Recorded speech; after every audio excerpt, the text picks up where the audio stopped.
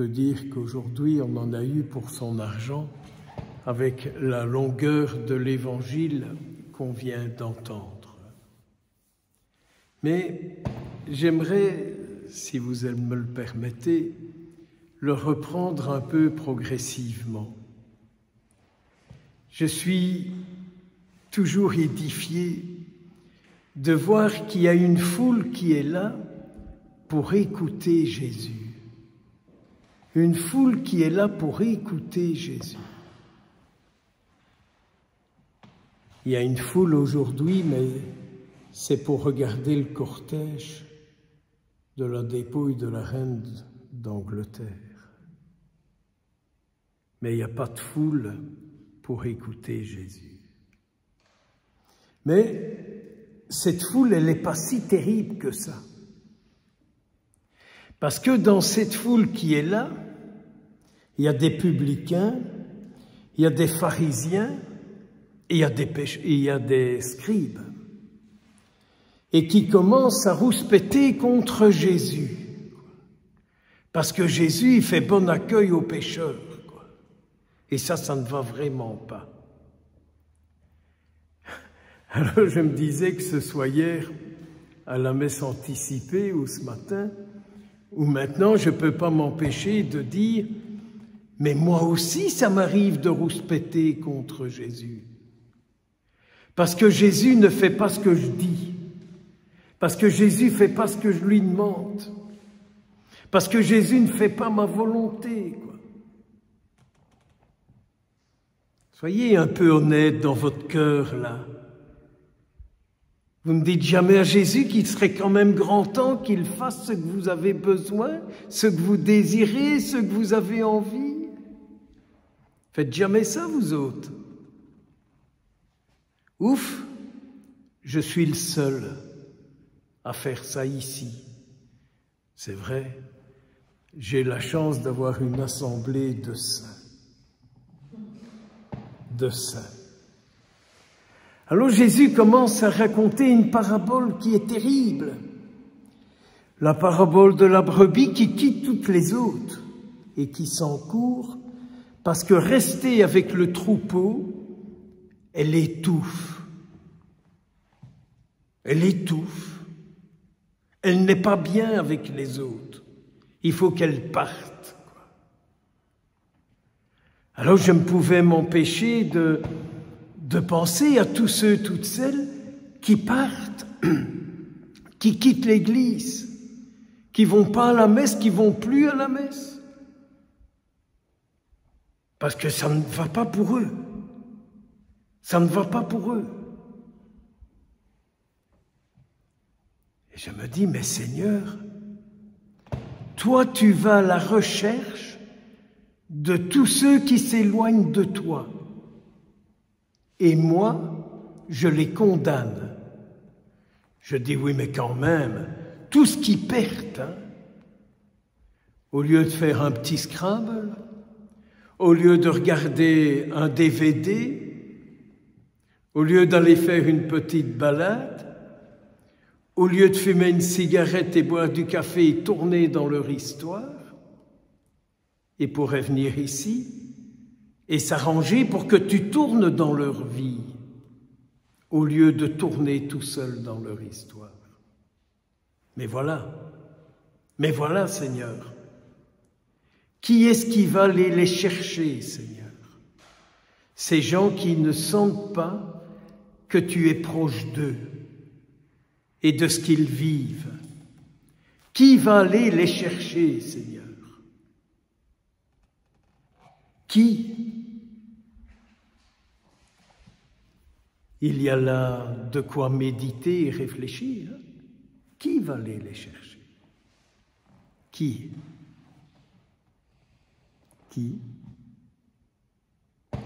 Et puis notre Seigneur continue avec cette petite femme qui a perdu ses pièces, qui a perdu une de ses pièces.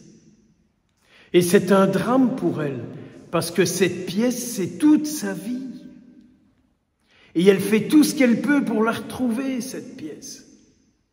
Et quand elle retrouve cette pièce, elle fait la fête avec tout le monde. Seigneur, montre-moi un peu le centre de ma vie. C'est quoi le centre de votre vie? C'est quoi? Ne sommes-nous pas des hommes, des femmes à la recherche du centre de notre vie?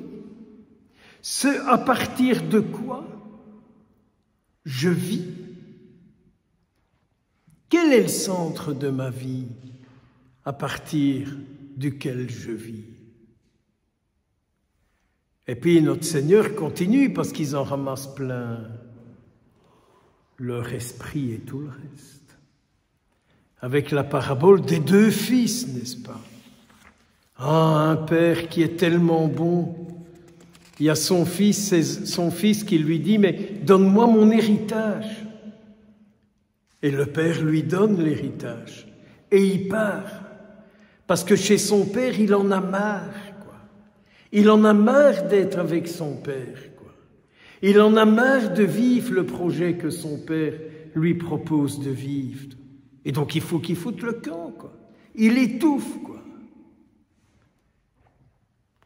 Je ne pouvais m'empêcher de penser à tous les parents qui disent « Mais j'ai quand même tout fait pour lui, pour elle.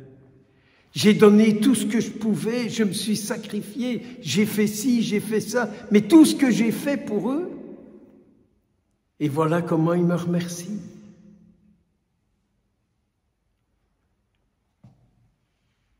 N'est-ce pas ça aussi une réalité? Je ne vois pas tout ce que Dieu fait pour moi. Depuis combien de temps et autant d'années, ça je suis incapable de vous l'expliquer, de vous le dire. Mais ce qu'il n'a pas encore fait pour moi et qui devrait le faire, si vous n'avez rien ce soir, je peux encore vous retenir quelques heures. C'est l'histoire de ce fils. Il ne se rend pas compte de tout ce qu'il a eu, il ne se rend pas compte de la présence de son père, il ne se rend pas compte de ce qu'il a fait, mais il se casse. Et puis, ça tourne mal pour lui. Il n'a plus de ressources intérieures, quoi. Il n'a plus rien, il a tout dépensé, il n'a plus de force intérieure. Passez-moi le mot, il est en train de crever. Et comme en lui il y a encore une puissance de vie, il dit « Mais je vais retourner chez mon père. Et je vais lui dire, j'ai fait le con. Je me suis coupé de ma vie. » Ah tiens, c'est quoi ta vie? C'est quoi votre vie? La source de votre vie? L'énergie des arbres? Bande de tapés, quoi, c'est quoi? C'est quoi? Ce garçon dit, je me suis coupé de tout ça, de la source de ma vie, et je vais y retourner.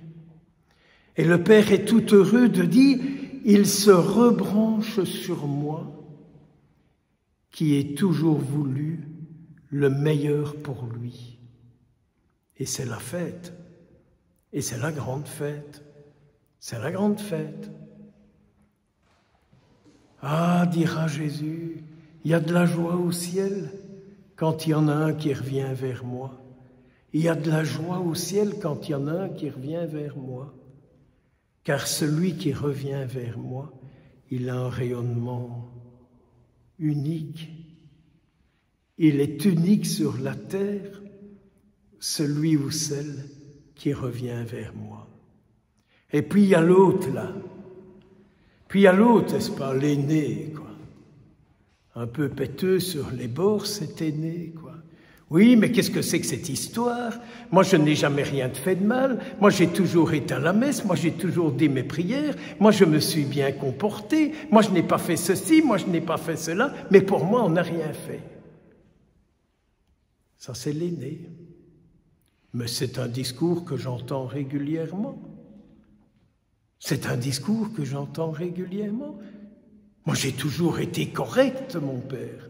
J'ai jamais rien fait. Et regarde un peu quel esprit est en toi. Tu ne sais pas te réjouir du bonheur de l'autre.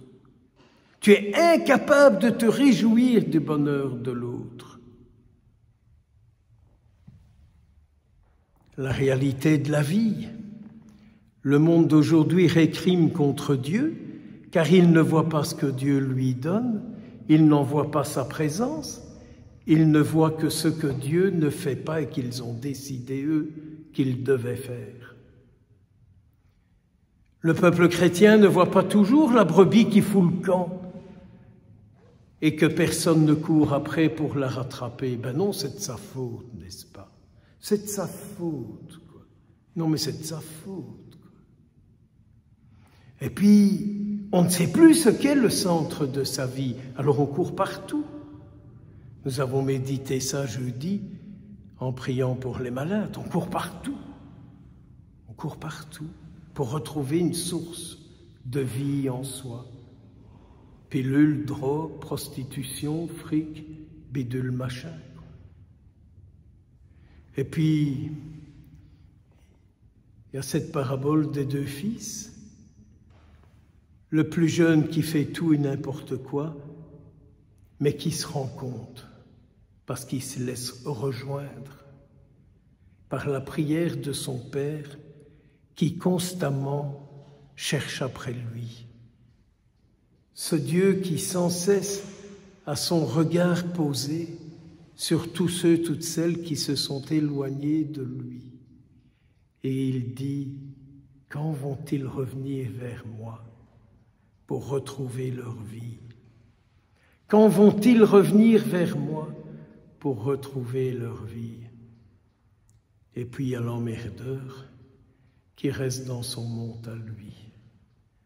Alors, mes frères et mes sœurs, où est-ce que vous vous retrouvez là-dedans? Dans ceux qui rouspètent contre le bon Dieu? Dans la brebis qui fout le camp? Dans les 99 qui s'en foutent de ceux qui sont partis? Dans celui qui est certain qu'il a une bonne source de vie en lui? Dans le plus jeune fils? Dans l'aîné? Le petit péteux de service?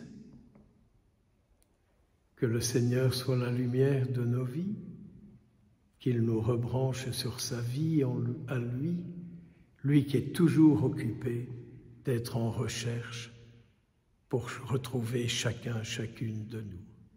Amen.